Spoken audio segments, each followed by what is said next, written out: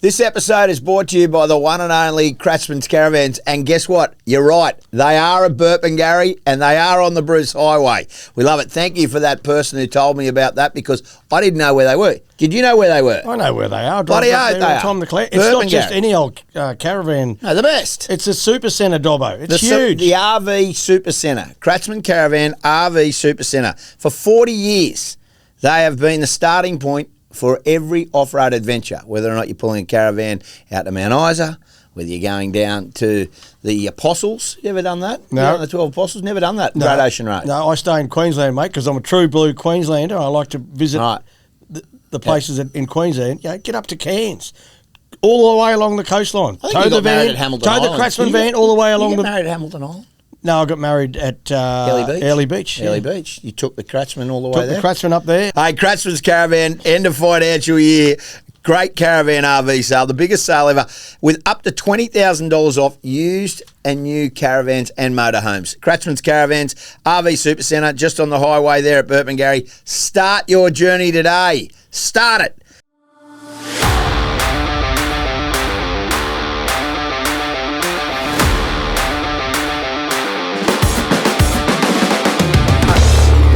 Another edition of the Inside Ball. Our special guest today is none other than Kerrod Walters, my twin brother. Fokker, how are you, mate? Good, Kevie. It's about time you got me on. Yeah, We're waiting to get the numbers up, mate, because you know you're going to build it even better. Someone said to me today, where you going? So I'm going to boost Kevie's ratings on his podcast. So, yes, mate. You had a great career, didn't you? Like footy-wise. I'll just roll through a couple of things here. I know I've got the notes here. I probably shouldn't need them because I could roll it out myself, but just to be safe, just for the backup. Now, you won 2 premierships, 92, 93 at the Broncos, 182 games. That got cut short a bit, didn't it? Wayne Bennett did that. We might get to that a little bit later on. We'll start getting him later on. 22 Super League games for the Gateshead Thunder. They were initial franchise, weren't they? They were, yeah, they were new, yep. How was that experience? Well, it was interesting because they're in an area of England which is very much soccer dominated. Football, so tough times. They only lasted a year, then they merged with Hull. Right. Okay, and then you had 41. Geez, you're a bit of a pioneer. You went down to Adelaide as well with the Adelaide Rams in the Super League. You were captain of that club, weren't you? I was, yeah. It was interesting times for Adelaide. Once again, in an area which is dominated by AFL, but the Rams made some pretty good inroads early, but then obviously were a victim of the getting back together, and one team had to go. It was unfortunately the Rams. Yeah, righto. Now, 6 games for Queensland, State of Origin. You're the first Walters brother to pull on the jersey. I led the way, Kevie. You did. I paved the way for you blokes. You did, mate. And I was very envious and not so much jealous. I was very envious of you because most of my year, that year I was in and out of first grade. I played a lot of games of reserves for Canberra. My twin brother, I was always the better player growing up, wasn't I? Well, would you agree? Depends who you ask, Kevie. And then you cracked it, which was amazing stuff. And then you 8 tests for Australia, which was good. And then Dally M Hooker of the Year in 89 and 1990. So you had some great years at the Broncos and great years in league. Right, you grew up in Ippy. Tell us a bit about that. You don't have to include me in that, but yourself. Like, what was it like growing up in the Walters household? Yeah, it was great times, Kevie, as you know. Five boys with a love of sport, cricket in the summer and rugby league in the winter. We had some ferocious battles in the backyard. Yeah, didn't we? With the halfway line was the concrete pitch, so and that made interesting times. Mum used to get the mercurochrome out when we cut our knees and cut our elbows. Mercurochrome, yeah. Mercurochrome, she loved it, yeah. We come in with it's poison now, though, isn't it? Well, I don't know. But it's been abandoned, I think. We come with the gas 6 inches long. She'd go, get the mercurochrome out, don't worry about the stitches. Yeah, exactly, mate. And, we had the sin bin back then too, remember? Yes. Mum would put the hose on us to help us to cool down. Just wait there, and when you cool down, you can come back in on, and play. You were in the sin bin a lot, weren't you? I was. Yeah. And Andrew, remember the fiery redheaded Andrew? Jeez, he was easy to bait. Andrew was fiery and you were a sook, so you used to bait each other. Yes, I was a sook. I'm not going to deny that. Well, you got some favourite memories. You just said them there. Is there one particular moment that stands out through your childhood that you really latched onto? Yeah, well, it's probably that we spoke about this just recently at our gathering with the 5 brothers. There was a situation there when Dad had brought this brand new Esky for his work, and it was his pride and joy, and someone put a screw in it, And he went along the line to say who'd done it. And they all said, Kevie, no, Andrew, no, Brett, no, Stephen, no. And I was last. And I thought, shit, I'm going to have to cop this for the team. So I said yes, and I copped it. And to this day, no one will line up who actually did it. You did it, mate. And I said it was me, then KG. And he chased me, started chasing me around the house, around the yard. And I was pretty quick back then, so I just had to slow down to let him. He actually went past me. You lapped him, did you? I lapped him, yeah. And I stopped, but I copped my punishment and took one for the team. Well, you were quick out of dummy half. That's one of your trademarks. Maybe that's where it started. It did, yeah. I had to getting away in the get backyard. away from KG in the backyard, yeah. And you went to Ipswich Grammar. You got a scholarship there, did you? I did, yeah. Was that an academic scholarship or a sporting one? Well, I'd like to say academic, but it was a sporting scholarship. Stephen went first, and he paved the way. And Stephen was quite smart. He got a T score of 940. And so we followed a year later, and Stephen had set pretty big expectations for us, and we got there, and they soon worked out that that those expectations weren't going to be met with us too. Our nicknames were Thick and Brick. Yes, I remember that. I can't remember who was Thick, who was Brick. But and Darcy, our producer's laughing here, but it's not real funny. But much fun going to school, is it? And they, in the morning you walk through the school, oh, g'day Thick, g'day Brick, oh yeah, have a good day. We did get 940, 470 each, so that was all right. Well, we're twins, mate. We share a lot of things. We shared a TE score, so that's fine. But it worked out all right for both of us. Yeah, no, it was good, yeah. You're flying now with your business stuff, aren't you? What do you tell us about that while we're nice and fresh on the smarts of things? So we've got a ladies' clothing business called Sweet Charlotte Studio. So that's online and retail.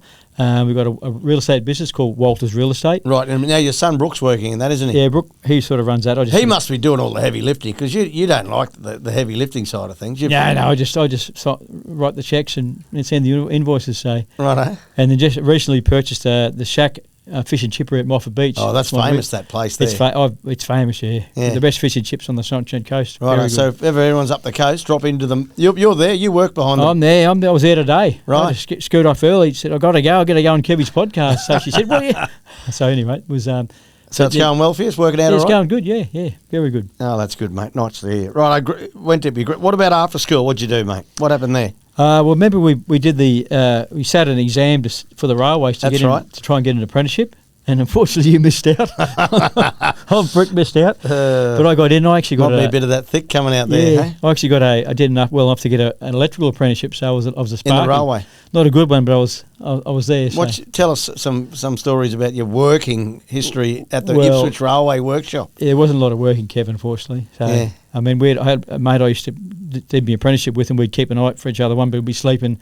The other guy would be walking around keeping an eye on things, and then he'd wake me up and he'd go and have a sleep. And we were very lazy. It was, when you're looking back, I can't believe we got away with it, to be honest. But yeah. Well, that was what was that, the late 80s or mid 80s, I suppose. Yeah, so you mid 80s. You get away with a bit back then. A bit more back then. And you played for the Ipswich Jets. I did, yeah. 85, 86. So we were pretty lucky in our careers where when we got to 18 years of age, the Ipswich Jets came in the what's now the Queensland Cup, which back then was the Brisbane Rugby League. So we were able to continue on and stay in Ipswich, and then I played for the Jets, and then along with you and Alf, and then you got your opportunity to go to Canberra, and I stayed there with Alf at the Jets for another year. And I've always wanted to ask you this: how'd you feel when I got the jump on you and went to Canberra? I mean, you got the jump on me, the big jump. You played Origin first, but Wayne Bennett at the time thought it would be a good decision to split us up, because we were, and I'll be honest here, we were carving the competition up. You were at a dummy half. Yeah, we used to have some fun in those days. We had some fun. We just played footy and just threw the ball around like the backyard. But obviously it was a great opportunity for you, but I couldn't go to Canberra because Stephen was there, and I couldn't have Stephen playing reserve grade. So did you have there? Because there was a 3 import rule then too. You would have had some offers surely from clubs. There was some interest from. We thought from Parramatta for both Alf and I, right? In '87, prior to the Broncos coming in, and Tommy Radonik was our coach, and he said that Dennis Fitzgerald, the CEO from Parramatta, was coming up to watch us play and to make sure we had good games, and so both Alf and I played that weekend. We both felt we played pretty well, and he said he liked what he saw. He's going to give you a call, right? And I waited by the phone for a week. Then he didn't call us. No call. Obviously, and he missed out on Alf. Yeah, we would have gone as well, but. And then the Broncos came in, so... Yeah, well, you were an original Bronco, weren't you? Yeah, 88 was in the original Bronco squad, as were Brett and Drury as well, and 3 of us, so there was 3 Walters in the initial Bronco squad in 88. I know you won't mind me asking, but what was your contract fee back then would you have got $5,000 or $10,000? Got 10,000. I thought I'd won the 10,000. lotto. Yeah, $10,000 to get paid to play rugby league. yeah, it's crazy. Yeah, it was unbelievable. And you stayed in Ipswich. You didn't move to Brisbane, or No, I stayed there. My first wife was from sort of grew up there, so I decided we bought an old Queenslander. Yep. And stayed there. So probably should have gone to Brisbane, but stayed there. It's in Ipswich. So Yeah, and tell us about your first day at training. Walking in, you got Wally Lewis, Gene Miles, Greg Dowling, all these legends of Greg Canescu, who was a hooker. yeah. All these legends, and you're Kerrod Walters from Ipswich. I mean, you played Queensland Cup the year before, but you're Yeah. walking in with all these giants of the game. Wally was the current Australian captain, wasn't Yeah, he? it was pretty intimidating, particularly because Wally, as like you, he was my childhood hero growing up watching him play Origin. Just wanted to firstly to meet him, and then obviously get to play with him was something special. But it was intimidating. I remember that first. I think in '88 we had a pre-season camp, A bond sort of get you all bonding, together. yeah, and I made sure that I trained my ass off and showed him I was here and serious. And I wanted to go get ahead with my footy career, and Because you were a good trainer, weren't you? You were very fit. I did like training, Very Yeah. fit. Yeah. Like I remember the runs and that through the gap and all that. You did pride yourself on your fitness and you in that first team, weren't you, against Manly? You came off the bench. I think I played reserve. You grade. did, because Narelle told me here that you did. So back then, I think there were 15 players. There were 13 players. Two fresh reserves, and then the rest of the players played reserve grade. Yep. And then sat on the bench for first grade. And Yep. I sat the bench that day, and obviously, I think we lost reserve grade, but we had a fantastic victory in A grade. Yeah. So what do you remember most about the first grade team? Was it your run on, or the kick-off, or the crowd? It was just the crowd and the fact that we're playing Manly, who were the reigning premiers and had some wonderful players in their team, and we actually towed them up. Yeah. I think Brett Leman scored the first try. Yeah.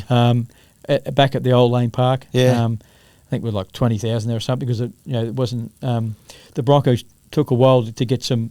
Not such support, but to get the support they got now, we paved the way in the early years to get that you support. certainly did. And so after the game, what was the feeling? Oh, how easy is this? And New South Wales Rugby League, we got this. Yeah, we had a pretty fair. We had Red hot side. Red hot side. Would you have 6 or 7 internationals and a couple of other Origin players? We had a red hot side. So, having said that, Manly had a red hot side as well, and they did play really well that day. And obviously, coached by the great Wayne Bennett. And I think we won our first 6 games that year, and we thought, how easy is this? Yeah. And then the wheels fell off with Origin and so forth. Yeah. Yeah. So you'd play in the reserves and then come on and sit on the bench and get some bit like what I was doing in Canberra. Yeah, Greg Canescu was obviously the incumbent Origin and Test hooker, so I had to obviously bide my time behind him. Yeah. And I remember back then the Broncos had a thing where it was $1,500 a win, which is quite a lot of money back then. Yeah. And then if whoever you replaced, you got a percentage of that $1,500. Right. So when I got called up to get on, I was getting on there quick because it was $20 a minute. $20 a minute. I'd worked there it you out. go. You worked it out. You would work it out because you're a bit tight with your money. I'd say, Rari or Springer, get me on. I've got to get on. Yeah, wait, it just cost me $20. Good Lord. Yeah. And you must have had a pretty good year because you won the Rookie of the Year, didn't you, for the Broncos? Yeah, I did. You shared that with Shane Shane Duffy. Yeah, the so fullback. I played 5 games that year. Started in 5 games because Greg Canescu was away with the Australian team. Yeah, so back then there was no buys. It was just if you picked an Origin and didn't play. So I got me 5 games because Turtle played in 3 Origins and 2 Tests. So I got me 5 games up, which gave me my bonus as well, which was even 5 better. Jumps in. Another 5 jumped in, Kevie. There you go, mate. There you go.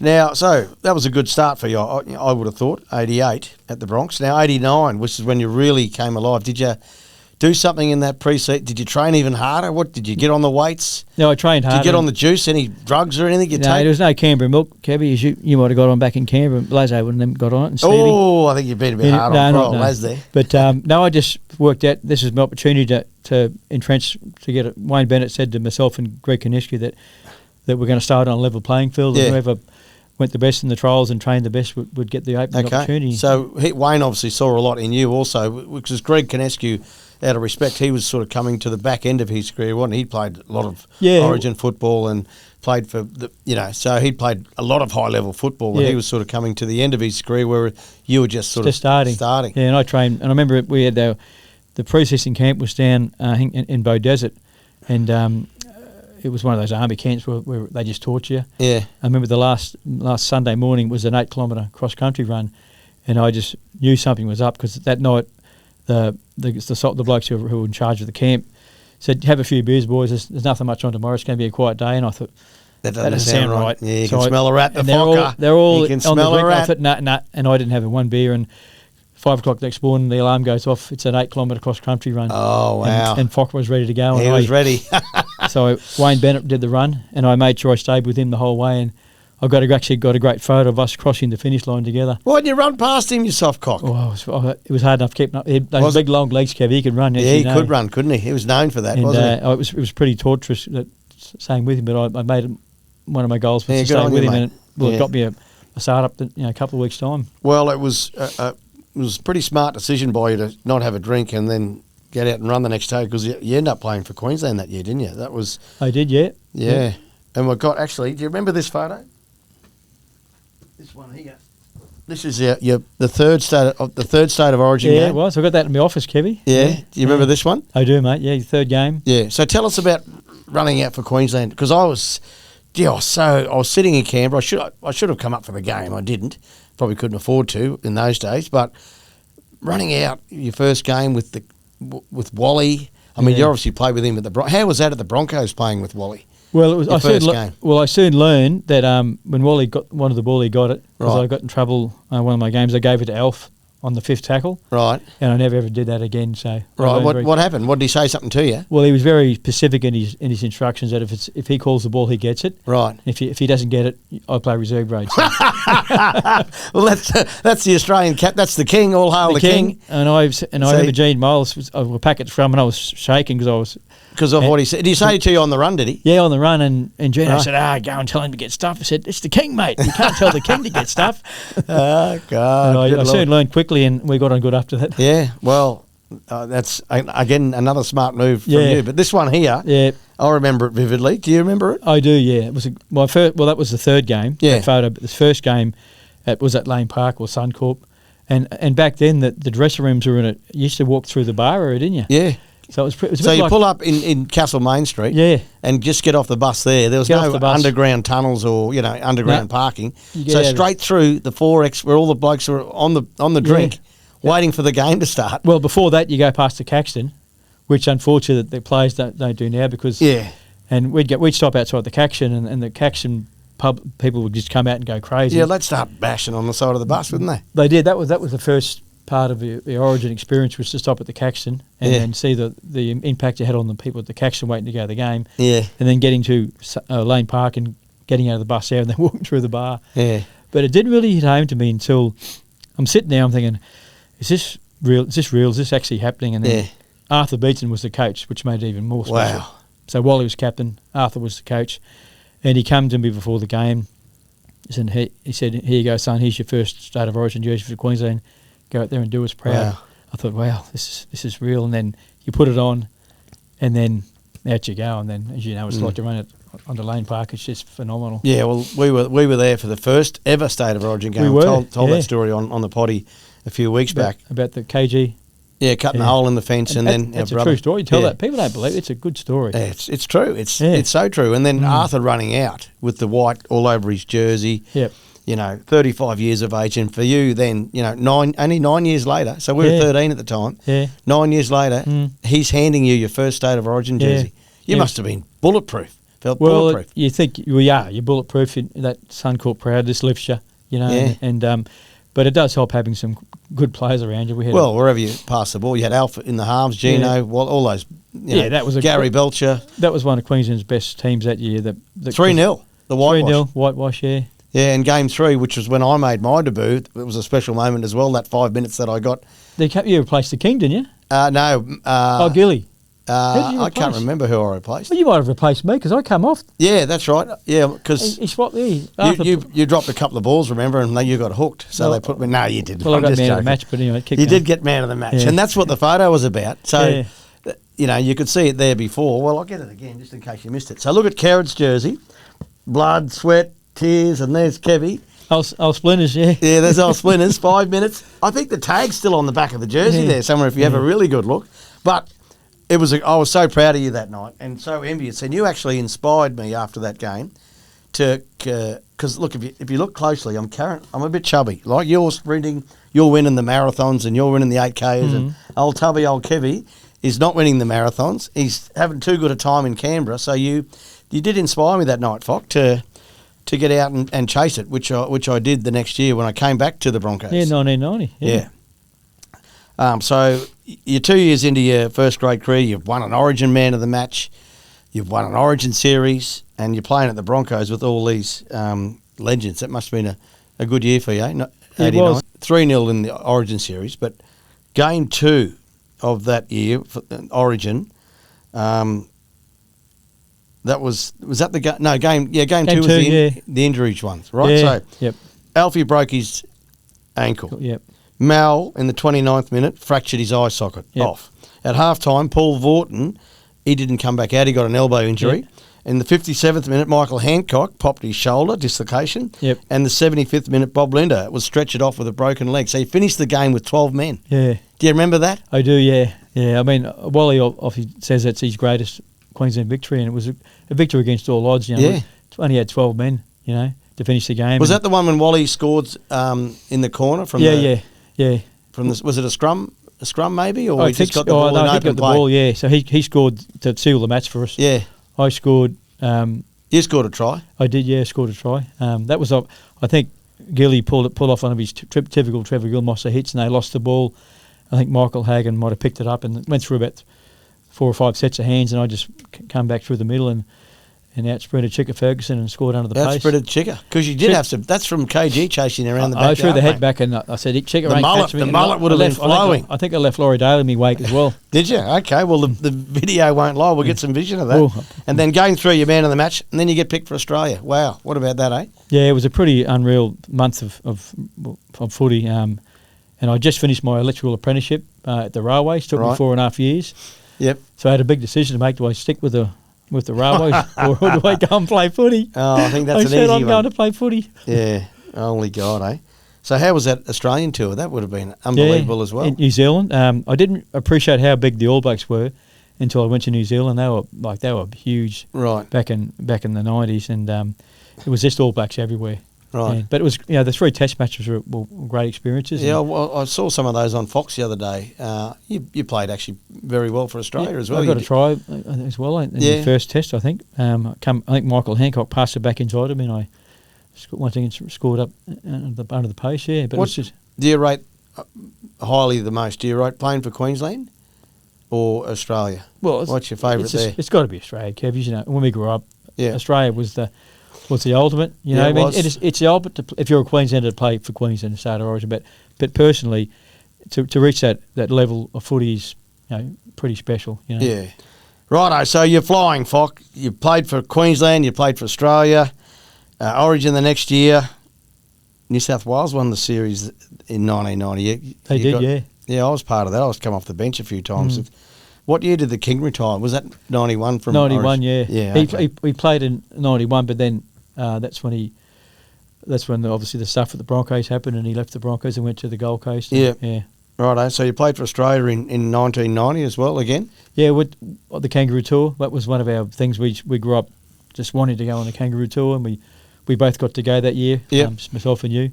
Obviously, Stephen unfortunately wasn't picked because Benny Elias was the other hooker. So righto. Now, what happened in the first test at Wembley? You're at Wembley, 80,000 people. Yeah, I had you think you had a great experience? Yeah.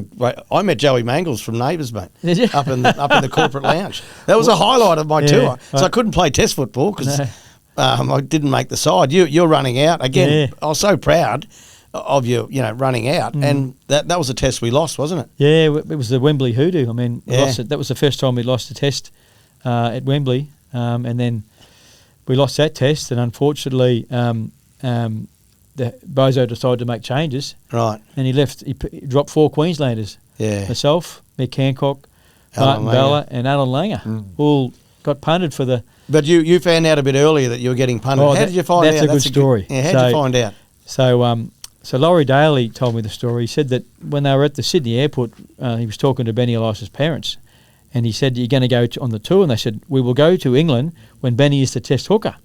I said, "Oh, well, okay, no worries." And at any rate, the morning of the second test team announcement, I'm getting in the lift for breakfast, and here's Benny Elias's parents in the lift. I thought, this don't look good. This don't look good. Yeah, again. So I go up to the team, to our lounge, and Bozo's there and he announces the team, and of course I get left out for Benny Elias. Yeah, so he didn't tell you weren't in the team until he announced the team. Yeah. He must have told Benny because his parents are there. Right. They must have got a flight quick because It's changed because there was a bit of time between the first and second test, as you know.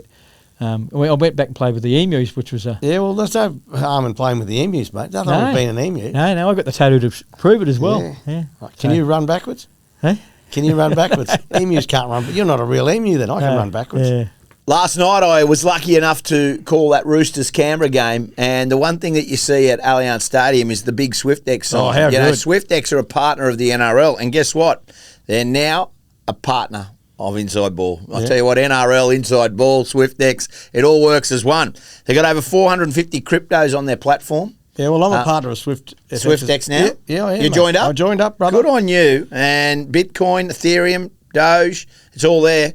One thing SwiftX is the place to buy, sell, and learn about crypto. I'm learning every day, Dobbo. Yeah, it's unlike you. You're not a very fast learner. I'm a good learner, mate. Oh, you are. Sorry, you are. SwiftX is the place to go to. Join 850,000 Aussies and kick off your crypto journey today. It's that easy with SwiftX. And you know what? If you join today, $20. $20 a Bitcoin for a listing. I'll tell you now, and Bitcoin has been going like a rocket at the moment. I don't want to get into too technical, but if you're an Inside Ball listener and you join SwiftX, $20 of Bitcoin straight to you. Offers valid for new customers only, so if you've been a little sneaky, Don't try and be sneaky. don't try and be sneaky. But get a mate to New join. clients, the link is in the show notes. It's as simple as that. SwiftX, they're not only partners of the NRL, they're partners of Inside Ball, and Kevie and I love SwiftX. We love crypto. And guess what? We're thankful to be a part of their journey, and they can be a part of yours. Now, listen, Stevie Walters is bobbing around in the background, isn't he? Your brother. He's becoming He's starting to get some progress as well at the Raiders. They won the 89 premiership. Yep. 89, 90, 94. So I know that jingle because Stephen tells me all the time. Yeah. 89, 90, 94, Raiders. The Grand Machine, yeah. Right, so he's starting to put a bit of pressure on you. So you got injured, didn't you? I got injured for game one in 1990. Stevie played game Stephen one. came in. And I came and played game two and game three, I think. Right. And then 1991, I got suspended. Remember when I brutally bashed Graham Wynn? I wouldn't call it brutal. This is how the game has changed. It's ridiculous. I got suspended for that. It was crazy. Yeah. But you missed an Origin. That was your end of your Origin career, basically. I was picked, selected in the Origin team. Yeah, got Got suspended. about 2 hours later. Right. And then in comes Boxy Walters, and he just made every post a winner. And You never played wrestled the it three back. games, and he took Benny's Australian job as well off him, and played in the series in '91 against New Zealand. Stevie Walters, eh? Oh, he could play Stevie. He was good. But but you remember the time he biffed you in the game against the Raiders? Yeah, that was... Mum and Dad were at that game, I'm pretty sure. They were filthy too. They wouldn't talk to him for a couple of days. Shocking. He said it was an accident, but it was brutal. He meant it, didn't he? It was worse than He head slammed you. Now, you come down with a brutal elbow. See that ear? Yeah. See, that's a cauliflower ear. Is that because of Stephen? That's because of Stephen. Righto. It was swollen for about 3 weeks. Filthy, Steve. You're I thought not it was coming to gonna- our Christmas party this year. I thought I No was way, gonna- mate. Well, I thought I was going to lose my hearing. That's how bad it was. No, Yeah. it wasn't that bad, no. But he did say sorry, Kevie. You played in that game. So. Yeah, I did. Yeah, He I said remember it. sorry. He said sorry. But it's funny because... when you were getting carted off on the stretcher, he said sorry, yeah. But seriously, back in those days, if something happened during the game, the club could actually put a thing and had to have that player cited. Yeah. And then the judiciary would deem it, and they could have cited Stephen, but we said we didn't want him cited. Let it go. Which was a smart decision, Fox. Yeah. Right, 92. What a year that was for the mighty Broncos, eh? Big year, Kev. What do you remember most about that year? Oh, just the excitement, the way we played. You know, it's just that we just played footy. Yeah. You know, if they scored one, we scored two. Yeah. You know, but having said that, we had a good defensive team as well. Yeah, definitely. I mean, our team was noted for its attack, but I mean, we had a lot of workers in that side that got through a lot. Like you used to tackle your ass off. Yeah. Gilly was a bit of a hitman. You know, Mark Hone, Gavin Allen, Alan Can, Trevor, Terry Madison. They were skillful, but also very very tough and rugged. You know. Yeah. And of course, obviously, the brick was eyes. Lazo was. Well, he was instrumental, wasn't he? When he came up to turn us around. What do you remember most the grand final? What do you remember most about the grand final? Is there something that stands out for you? Oh, I just think. Well, I was always very confident. I mean, they said we were arrogant. We were just confident, and we just knew that if we turned up and. So you were rock stars. You're telling me you're rock stars way back then. Well, we did put that record out. Don't forget. That was. That was fun. We Wasn't were it? rock stars. We were. So. Hey, with the Broncos. Do you remember how that goes? Yeah. Hey, with the Broncos. Yeah, that's enough. Yeah. But just the whole, the expectations from the word go from the Broncos were to be successful. And it took us 5 years to win a comp. Yeah. And there was obviously Wayne Bennett. There was a lot of expectations of him as well. We missed the finals in '91, and they wanted to chop Wayne's head off. The media. And then obviously the senior players, which were fancy people wanted to chop coaches off for not making finals. And then you win it the next year. That's it. Wow. Could have been. Well, we won't go there. We won't go there, Kevin. No, we won't go there. We're talking about you here today. This is your great career. Right, so 92. Well, it was the whole experience to go. We were the minor premiers. Yep. Got to the game and we had a great victory. Some exciting footy, and then the biggest thing was coming back to Queensland. We flew back to Queensland that night. Because the games were at 3 o'clock during the day. Yeah, Yep. Getting back to the airport, the people at the airport was just phenomenal. Then to King George Square, and the people there, thousands and thousands. Then back to the Lees Club. Yep. And the people there, it was just inspiring and It was amazing, wasn't it? I just remember the sea of people. First ever premiership for the Broncos. Was 92 the year they did the crowd surfing? Yeah, yes, I think it was, yeah. You and Alf and... No, I didn't. Well, I was meant to crowd surf, but they parted like the Red Sea. Like Lazo. And I just hit the deck. But they caught Alfie, and they were passing him over their head, remember? Alfie was nearly naked by the time he got back to us. He lost all his gear, yeah. And then Lazo dived in. Remember Lazo jumping off the stage into him, and they went down doing this massive squat, and then back up. They got him back up to the top and funneled him over. 125 kilo lasso, that was good effort. You won the Player of the Year that year. I did, yeah. It was a good year. What a year you had. Yeah, it was a good year. Jesus. Unbelievable, mate. Good stuff. Right, on 93, you go and do it again, you buggers. Yeah. Hey? Different year, though, wasn't it? A different year, a lot of pressure on us, and to go back to back was challenging. We had to do it the hard way. We come from fifth, as you would know, but I think we were coming second. We played St George in the last game at ANZ Stadium, and we were coming second. I thought my memory serves me correct, and St George beat us. We went from second to fifth. That's how tight the comp was. Yep.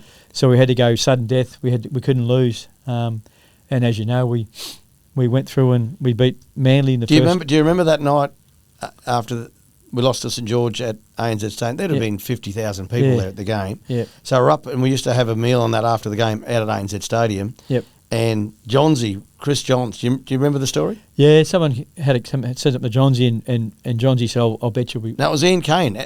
He's a family friend of ours. Bookie, yeah. Yeah, he said, I'll give you 5-1 that you can't win the premiership. Yeah. That the Broncos. I'll give you 5-1, and Johnsy took him up on it. Yeah.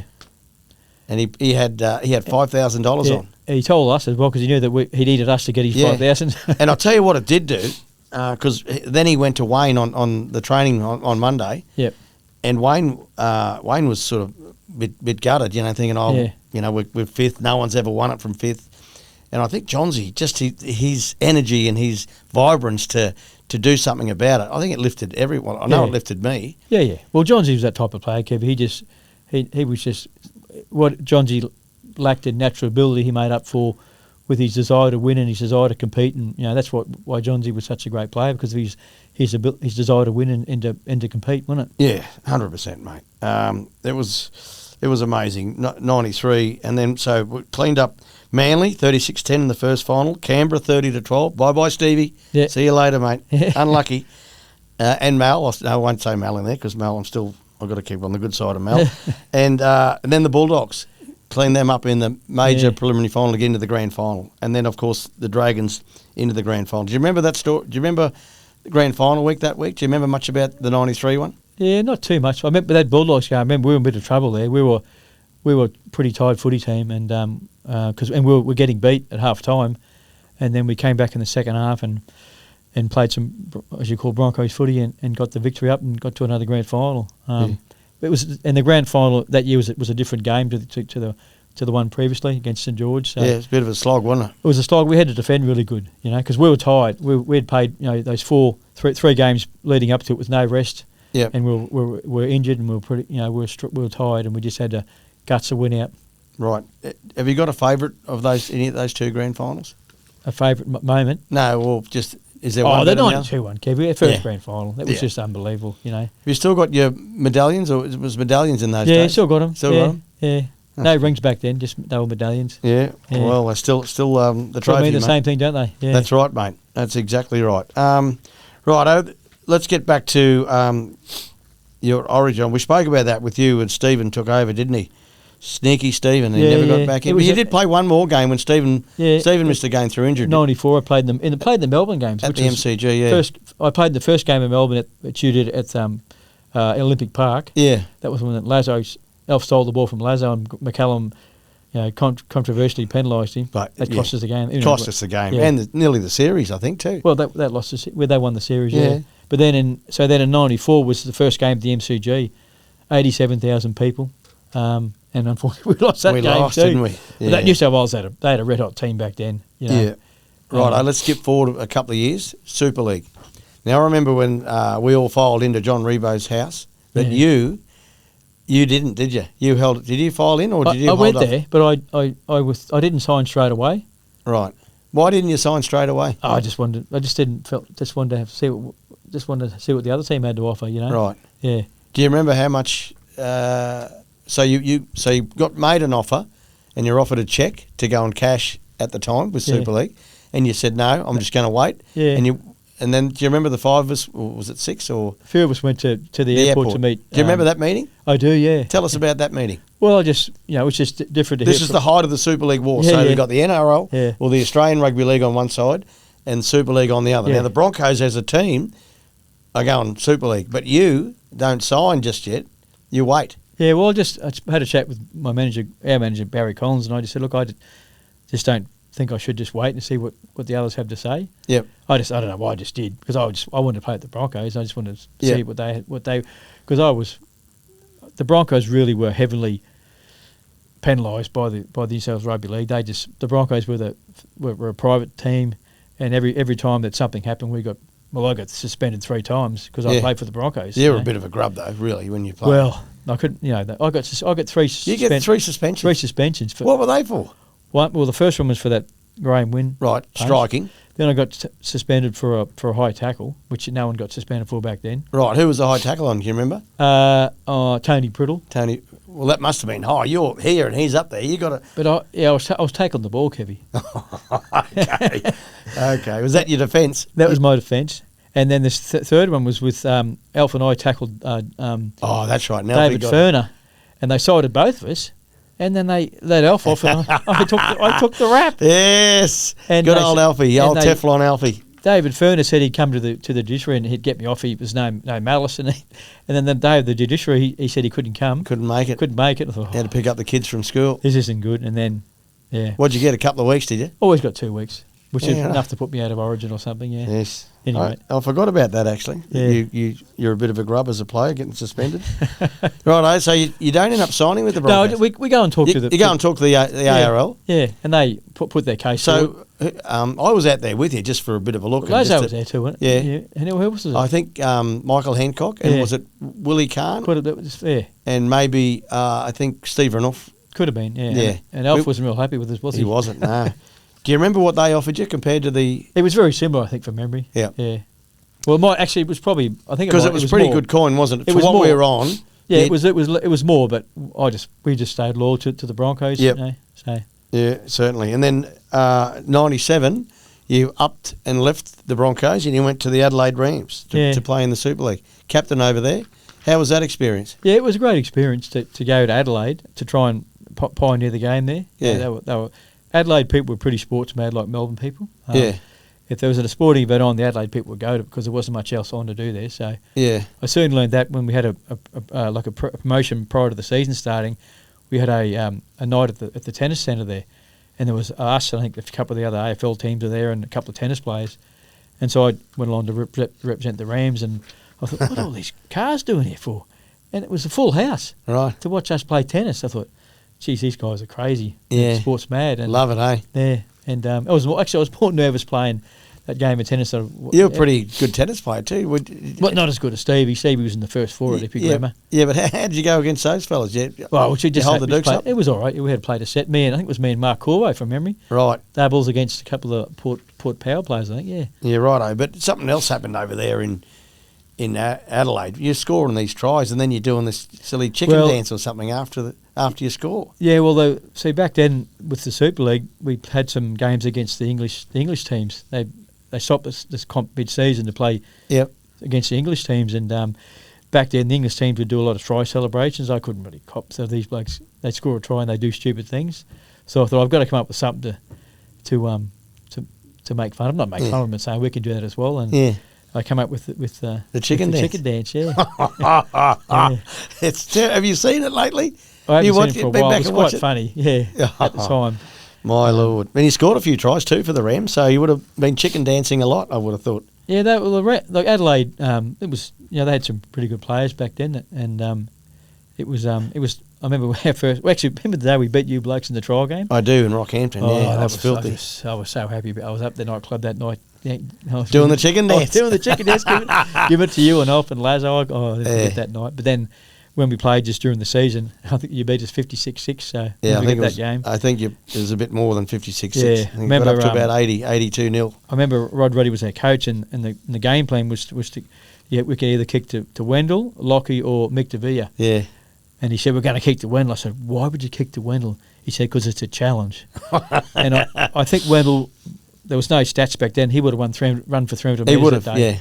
I remember every time he'd kick it, he was good on the carry back, Wendell. And he'd tell you one of the best of all time at that. I remember he ran past me on his 300th yard and he was waving to me, just laughing at me. I thought, Rocket, what were you thinking? Oh, dear. Never mind, mate. Then you finished up with the Rams. They folded in 90. Yeah, well, I played the 2 years there, 97, 98, and I decided to go to England to join another club called the Gateshead Thunder, who are a new club in the Super League. Another new franchise. New franchise. Shane Richardson was the CEO and owner. So, so I thought there's an opportunity to go over in England and finish over there. And how did that go for you? Did you enjoy it? I did enjoy it, yeah. But I had a few things happen back in Australia, which I had a 2-year contract. I had to come back early, which sort of was just sort of disappointing. Would have liked to have had me 2 years there, but I had one, had to come back. So yeah. Yeah, right. So have you got just before we get off the footy, have you got a favourite football like one moment that sort of really stands out for you that you think like a moment, like a sliding doors moment where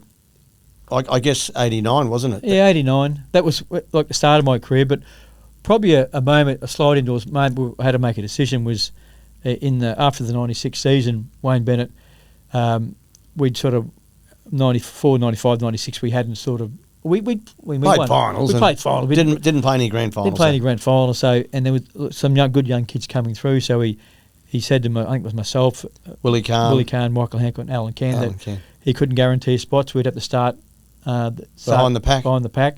And I sort of took it personally. I felt I was disappointed. Yeah. And I probably handled it the wrong way. And I said, I'm going to go. Then I want to release, and I went. Yeah. Because prior to that, I had a good offer to go to Manly in 95 to play the 95 season with them, and I knocked it back to stay loyal to the Broncos, and I just want to play with you blokes. And then 2 years later he says that to me, so I was a bit disappointed, but I should have stayed and fought for my spot, but I didn't. Well, Mick Hancock did, didn't he? Mick did, and Mick played 97, 98 grand finals and 2000. And 2000. Yeah. But that's life. I really enjoyed my time in Adelaide. Yeah. And I enjoyed my time in Gateshead. Yeah. So. Righto. That's all good. You always look forward, don't look back. Yeah. Righto. So you finished playing footy, and then in May of 2013, you go and have a bloody heart attack. Yeah, well, I said I paved the way for you blokes. First to play Origin, and first to play for Australia, and then first to have a heart attack. So I'm paving the way. Let's hope you're the last to have a heart attack. But what? Honestly, tell us about that. Well, I couldn't believe it actually happened at the time. Because you're fit, you could run. Yeah. Well, you're not a big drinker. You don't smoke. Well, that night, you remember the story. This is a good story, people. So the Broncos were playing Friday night footy, and they were getting a few bad calls from the referees, and I rung you. I had a few beers or wines back then. I was saying, what about these Broncos? And you said, calm down, it's only a game of footy. He said, you're right, it's a game of footy. Yeah. So the next morning, about 3 o'clock in the morning, I wakes up with a pain in my shoulder. thing, and I had slept funny on my shoulder. And then I got up to go to the toilet, and I started getting dizzy, getting sweating. I said to Desley, I said, this is weird. I don't feel real good here. So she said, we better go get you checked out. So we jumped in the car and went to the hospital, which was only 5 minutes away. Right. And this is up at Caloundra. You're up at Caloundra, yeah. The longer we sort of went, the worse I got. I thought, I sort of staggered into the emergency section, and they looked at me straight away, and they knew what was wrong, and they lied me down. They gave me a tablet and put it under my tongue, and it opens your arteries, and within a few minutes I felt really good. I thought, can I go home to the doctor? And he said, Mr. Walters, you can't go home. I said, why? So you've had a heart attack. I nearly had another heart attack. He told me that. He said, you're going to the coronary care unit at Budrum Private to get checked out. Wow. And I couldn't believe it. So I'm going up in the ambulance, and we're talking footy on the way to the ambulance. And Desley rang you to tell you early that next morning what had happened. Yeah. And I was shocked. You know what Kevie said? He said, geez, he took that Broncos loss bad, didn't he? That's what he said. Well, I was trying to make light of a very serious. That's how I handle things, is bring humour into it. But like I was dumbfounded. Like I couldn't believe, Well, yeah, it sort of really highlights to me how big an issue heart disease is in Australia and worldwide. Yeah. And I found out later that day that 46% of people that have heart attacks don't make it. So you've got a 50-50 chance, Yeah. So I was pretty lucky, and I had one of my arteries blocked. One of my main arteries had 90% blocked. Right, but calcium or something blocked it. Yeah, they couldn't tell me why, because as you said, I wasn't a smoker. I was fit. You weren't a big healthy. drinker. Never. No. You're pretty soft on the piss, actually. Yeah. Well, I couldn't handle you'd it. be filthy with him, Darcy. He wouldn't be in your gang, mate. I can tell you. No, I couldn't handle the drink. But so I went and had the stent put in. But because you're awake when they do the angiogram, they put the camera up through your groin and go up and check out all your arteries, and they said, here's the blockage here, Mr. Walters. Could you see it? Yeah, I could see it because you're awake. And then he said, I'll be back. I'll go and get a stent, and I'll be back. A stent, not a stent, a stent. And so he's away for quite a while. I thought, what's going on here? And I found out later on that I had really big arteries. He called them, you got big pipes, Mr. Walters. We had to get couldn't get the proper stent because they were too small. Too small. Right. So that might explain why you can run 8 kilometres very fit. And so he got a metal line one. He said, we're going to put this one in. He said, look, the only side effect is it might block again because your body might reject it. And shit. But you're okay? You didn't reject it? Well, I did, yeah. You did reject 12 it? months for the day. I was playing a game of touch footy. Which were you allowed to? You're allowed to exercise, obviously. Yeah, they want you to. It was back to normal. Yeah. And then I got a few pains. I said, here we go again. So it was blocked again. Right. And so I had to go back for open heart surgery. Yeah. So what did they do this time? How did they fix it? That's where I got the big open you up. Yeah. Yeah. And they put a dual bypass. Right. Just the one, yeah. And you're okay. You have checks on that now. You're a strong advocate, aren't you, for men's health, and particularly. Yeah, I went on on the Today Show with Carl and to try and talk about early intervention of heart disease, and I actually had early. And when that year it was 2012, went to your wedding up at Early Beach, and I obviously had a few drinks that night, probably not as many as you blokes. And the next Stephen that night was off guts, wasn't he? Stephen he did the old shocking. He was shocking. And the next morning, myself and Desley went for a run, and I had to stop because I thought I was hungover, but it was my heart. Yeah. It was me arteries saying, there's something going on here. And then, so I did have pre-warning, but I just didn't think it was that. Yeah. So I got on there to try and say to people, if you've got any sort of issues, go and get it checked out because it can be fatal. Well, it could be fatal. It's fatal. 46%. And you're lucky that that Desley, your wife, actually acted on it because. Some people just might, it's just nothing, I'll go back to sleep. That could have been the end of you. Well, if I went back to sleep, I reckon I mightn't have woken up. Yeah. So someone was looking after you that night. So yeah. Thank the Lord there. That's it. Beautiful stuff.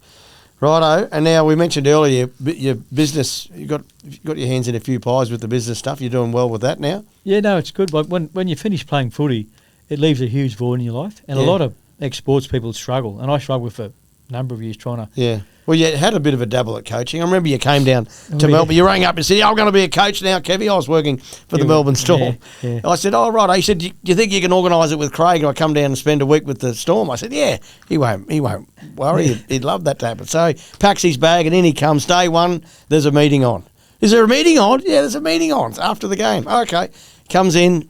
We do the meeting, do the training, do the day's work. Kerrod leaves at lunchtime. He's got to go somewhere.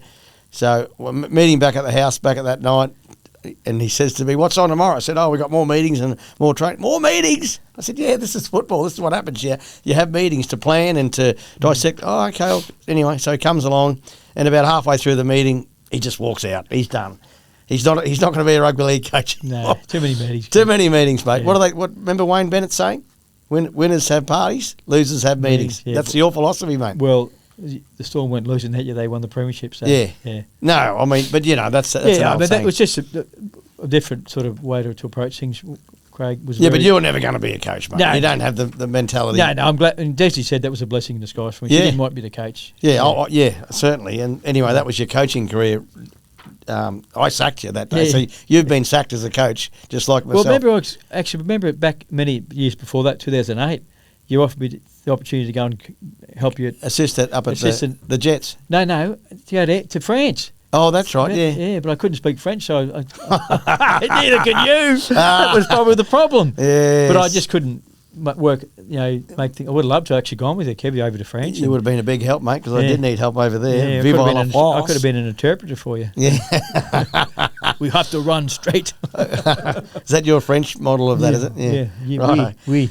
Righto. Now, we're just going to ask a couple of rapid-fire questions here, Yes. right, for your career. Yep. Right, the best player you ever played with?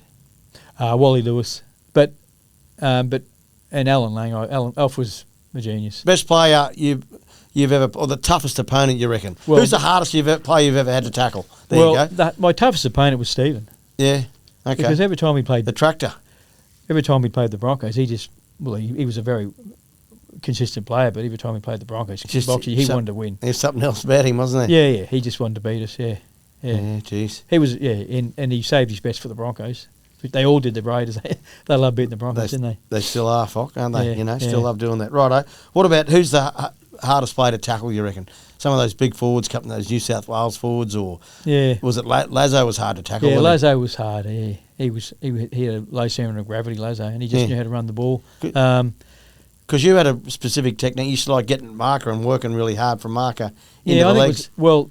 My old saying is they can't run without legs. Yeah. Tackle the legs and tackle the ball. Remember I should tell you that all the time when you were coaching. You were known for that with your work rate of getting into the legs early. Get at marker and get them before they get their steam up. Yeah. And we mentioned your favourite footy moment. Was it, you got the Origin series in '89 and also those couple of grand finals. Would that be about right? Personally, it was obviously Australia and Origin, but playing in a team environment, you play for your team and the Broncos. Yeah, it's all about training hard all year and lifting that trophy at the end of the year. Righto. Kratzmann are a great sponsor of ours. What's your favourite holiday place, destination? If you're going to hook the van on, the Kratzmann Caravan on, where are you going to take it to? I'd hook the Kratzmann van on and I'd go to Barham Heads. Barham Heads. Remember those holidays at Barham Heads when we were kids? Yep. We loved them, didn't we? Yeah, we didn't have a caravan. We had a tent. No. And the tent... Tell us about the tent at Barham Heads we had, remember? We had a tent with no sides. That's exactly right. Yeah, it was and then on the way up to Barham Heads, remember that time when Dad had a 1-ton ute. So it was only mum and dad were in the front and five us would be lying in the back of the ute. There's no seatbelts in the ute back then. No. And Dad had a canopy which used to tie down and all that stuff was in the back. And we got about an hour down the road and the canopy was sort of moving. I thought, this is a bit strange.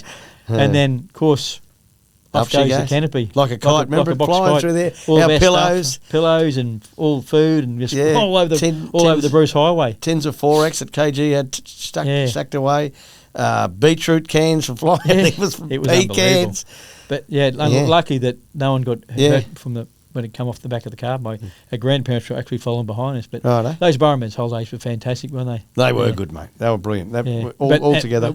And they would have been better if we had a Kratzmann, because it wouldn't have come off like the canopy. The old caravan. Would have been a lot more comfortable. We would have had sides too, because we had a bit of privacy, air conditioning. No privacy when you got no walls in the tent, No. I can tell you. Yeah. Righto. And now, what are you doing with yourself now? You got all those business things going. Do you just spend a bit of time or you're full time with what's your fish and chip shop called up there at Moffat Beach? It's called the Shack Fish and Chippery. So drop in and see. Come and everyone out there. Yep. You're going to shout them some chips, I some will. fish and chips, Yep. right? Mention the Inside Ball podcast, and you'll get a free fish and chips meal. Kids fish and chip. No, Kids we'll fish get and the free. We've got so all the podcasters who listen to the Inside Ball podcast come along, Right. and drop the. And so you love living up the coast, don't you? Yeah, It's I've nice been and there. relaxing for you and Desi. We moved there. I moved there in 2001, so I'm a local now. So Yep. yeah, it's a great place to bring a family up and to live in. It's only an hour or so slip down in a day only an hour from Suncorp. So Stevie's around the corner from him. Stevie and yeah, well, Greeny. that's the only downside is that Stephen's only a street around from the other Right. side. So, but I go past on Rocky's roof occasionally just to let you know I'm there. And hey, that's Stevie, good thanks for fun. taking my origin spot. Here's another one. The old rock on the roofs. We did that in Ipswich for Yeah, a we long did, time. yeah. Righto. That's good, Fock. Loved having you on, mate. Oh, obviously, pretty special, you and me. We're twins. I think I maybe got this wrong earlier in the podcast, but we were the first twins to play for Australia. We were. You said the Morris boys played for Australia. I'm not sure. We'll get that checked. Yeah. Maybe they played for Australia, but not together in the one match, because we toured PNG together Yep. with the Australian team. Yep. And we also played over in the 92 World Cup. Yep. And 1990. So we played And together 1990. for Australia. We're the first twins to play Origin and to play for Australia. Yep. And then along with big brother Steve, we're the only three brothers to play Origin and play for Australia. Right, so we went all right, didn't we, I reckon? We weren't a bad family. Yeah, that's good, mate. Yeah. Well, listen, you're not coming on the podcast and going home empty-handed. I've got this little beauty for you. Have a look at this one. Wear that at Inside Ball. Hey, I'll have a wear that look. at the fish Wear and that chip at the shop. shack, mate. The Shack. You better not, because people are reminded. Yeah. You'll be up for you'll Yeah. be giving out free fish and chips all day, mate. Well, you have a bucket list. Play for Queensland, won grand finals, played for Australia, and now I'm on Inside Ball. Yes, that's what I want to hear. Fox. Another check. Good on you, brother. Good man.